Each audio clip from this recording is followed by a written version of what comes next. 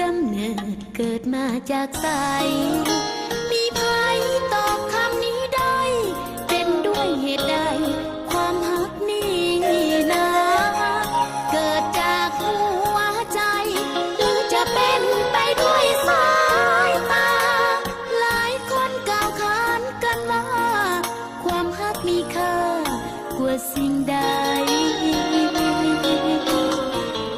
ความฮักเริ่มก่อต่อเป็นปัญหา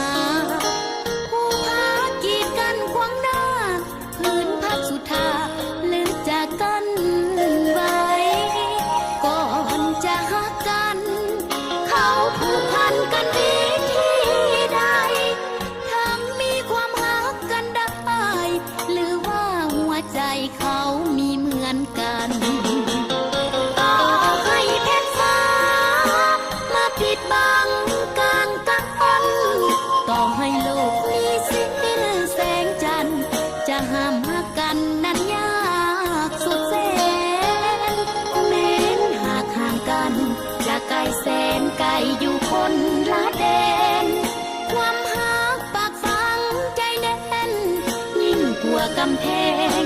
แผ่นเหล็กไหลความฮักมีค่าอย่างมหาศาลถือไผ่ใจต้องไว้วันไผ่จะขีดกันกลางกันบ่ไหวถือปากหักลงไผ่ก็คงจัง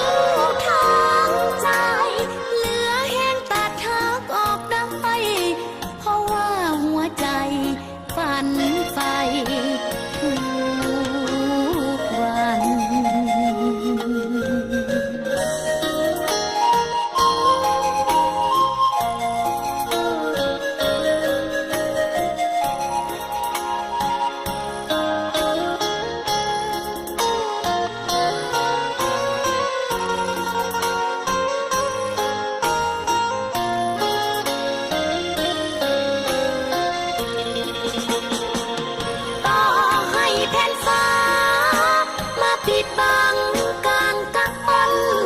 ต่อให้โล